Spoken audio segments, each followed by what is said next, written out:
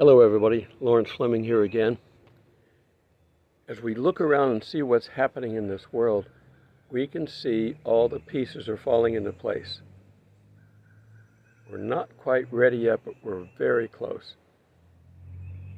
Everything that we need to kick this off is basically in place, but the Antichrist wants to have his world properly set up so that he can take over. Now, nobody's going to know who he is in the beginning. I think even in his quiet state of not doing anything, we would probably recognize him if he came to the forefront.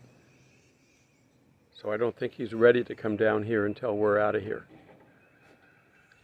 I know we have a lot of people that think that the rapture is at the end of Revelation, and there is one, but it's not the big one. The big one is to get us out of here early because we're the restrainer. As soon as we're gone, he can take over and do what he wants to do. But they're still setting things up. Our administration ordered they look into cryptocurrency, and I think he put a 10-day return on that when he wanted to see the information. They're anxious to get started. As soon as our paper currency is destroyed, which will be soon, it's either going to be destroyed before or after we're out of here, but certainly when we leave it will help to destroy it. Then they can switch to the cryptocurrency. And more than likely, the world cryptocurrency will be based on the US dollar first, because that's what everything's based on anyway, for the most part. There are countries trying to get away from it, but I think that what we're going to find is that ours is more dominant in the world right now, and this is the time that the Antichrist is going to start appearing. But he's going to have to not only unite people in the world, but he's also going to have to show his signs and wonders. And things are getting ready to happen in that area as well. Okay, if we look at Ecclesiastes 8:9, all this I have seen and applied my heart to every work that is done under the sun. There is a time in which one man rules over another to his own hurt. The Antichrist is going to do that. And don't think that, looking for the Antichrist is something new. It's been going on for as long as we've known about it, and I think you find that when we get to it, John was the first one to talk about the Antichrist. A number of years ago, we had a ruler over in Europe. It was actually the Belgian Prime Minister, Paul Henry Spaak, spelled with 2 A's instead of 2 O's, so he's not Vulcan. But he was basically the main guy that brought the European Union together. Obviously a diplomat, prime minister. He was also instrumental in getting NATO formed. So he's very well politically connected, and yet his mindset is something that we are dealing with today, but it was started back then. He said, quote, "We don't want another committee. We have too many already. What we want is a man of sufficient stature to hold the allegiance of all people and to lift us out of this economic morass into which we are sinking." Post-World War II was difficult for many countries. They built up all this war manufacturing, and then they didn't need it anymore. They had to take it away. There was damage from the war.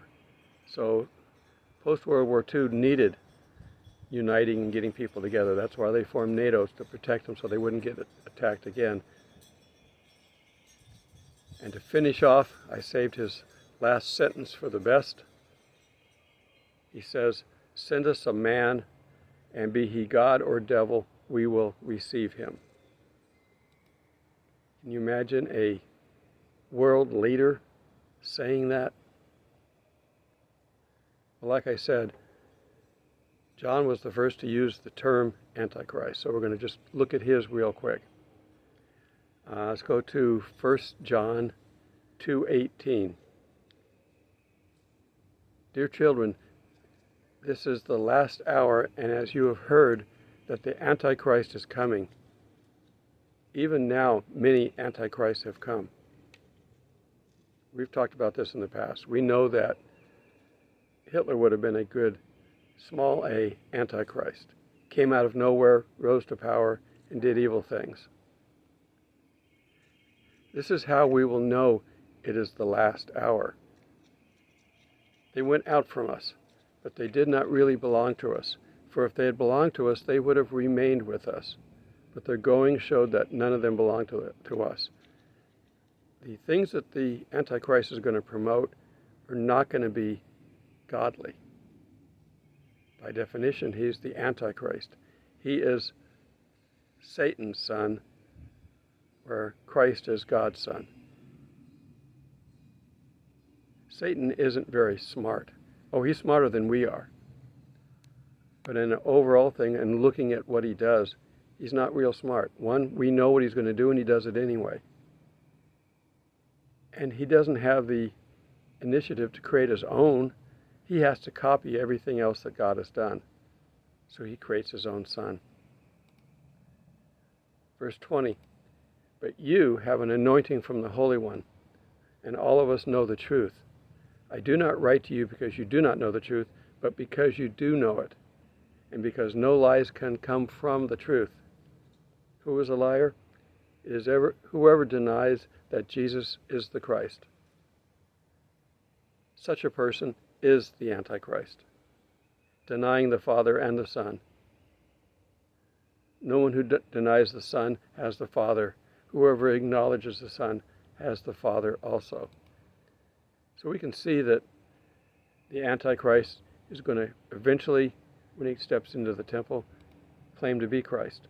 He's going to have signs and wonders and miracles that we're going to look at, the world's going to look at. I don't think we're going to be here, but the world's going to look at, because they are looking. They've been looking for a long time for one man to lead us. We see what happens in our country, where you try to get more than one person to agree on anything. I think some of the best times in recent history where the United States did the best was when they were at a stalemate in our government and couldn't make any new rules. They couldn't change anything, because they always change it for the worse. So when we had good economies and everything was going good, they were out of our hair. Committees don't rule well. Okay, let's look over to 2 John 1:7. I say this because many deceivers who do not acknowledge Jesus Christ as coming in the flesh have gone out in the world.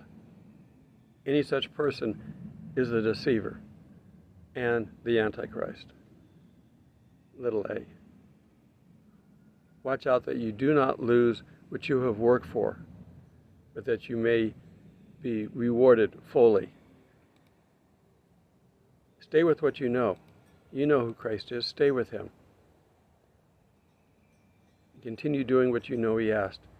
He gave us an example of how to behave, what to do, how to treat people. And he gave us when they asked him, what's the best commandment that you could possibly tell us right now? If we follow that, we'll be okay. Well, he gave us two. Love God with all your mind, soul, and spirit, and love your neighbor as yourself. It's all based on love. If you do those two things, you will fulfill all the other requirements, if you will.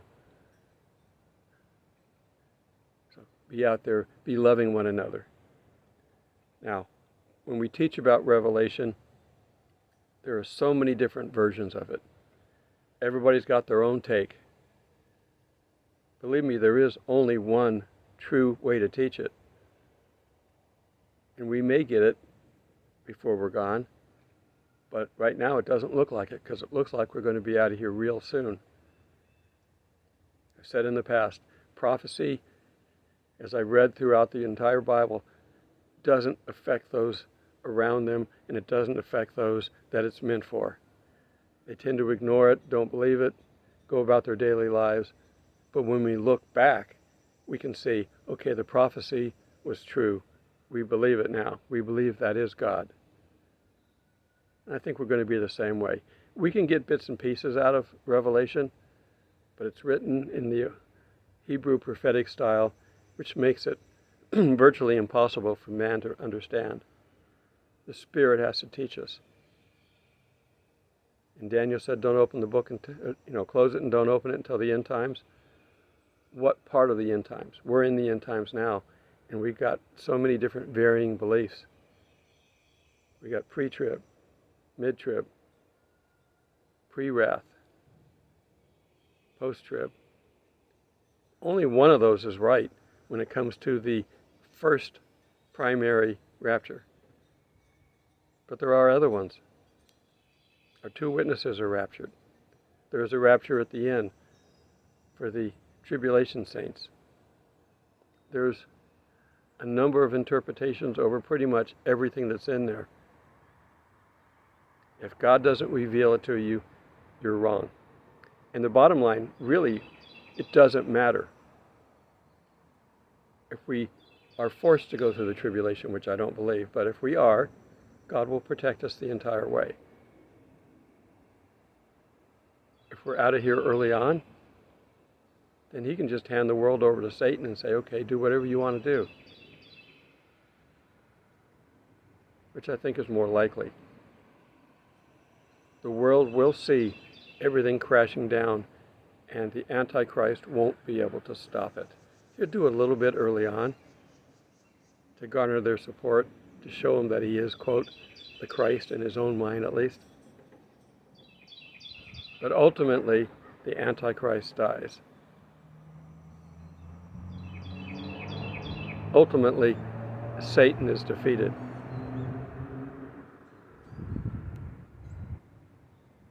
We know the end. I'm surprised that Satan doesn't react as if he knew the end either. He is so arrogant that he still thinks he can win, even though we've got an entire history in the Bible showing that he loses. I've likened him before to the coyote in the Roadrunner cartoons. He just won't give up, but he never wins. I think he won once, and then he goes, okay, now what? What do I do? We have some interesting times coming up. We're on high watch. We all need to be at our best behavior. We need to be praying daily. Our Lord's Prayer tells us that. We need to be asking for forgiveness daily, asking for our needs daily, asking to be protected from evil daily, and acknowledging God who he is. He's in heaven, and he's our supreme leader. He is, in fact, God. And Jesus is his Son, and he is the one who is our advocate. Accepting him gives us grandfathered in or adopted in rights of God's chosen people. Be ready. I'm going to be doing some live shots, I think, in a little while, in a couple of days. I might try one tomorrow. I got to see how this works. So watch for them. At this level now, I think I can, so we're going to go ahead and give it a try. I may mess it up big time, but you can tell me, won't you? We're going to have fun anyway. Okay. That's all I have for today. The Antichrist is out there somewhere. He's just not ready to come forth. Probably after we're gone. But we'll be able to watch from heaven, so we'll be safe. But if we go further into it than we think we're going to go, God's still our protector and our comforter. But there are good Christians who are suffering down here, and the sooner he gets us out of here, that can end. Continue spreading the word and stay next to God. All right. Until we meet in the skies, which appears to be soon, God bless.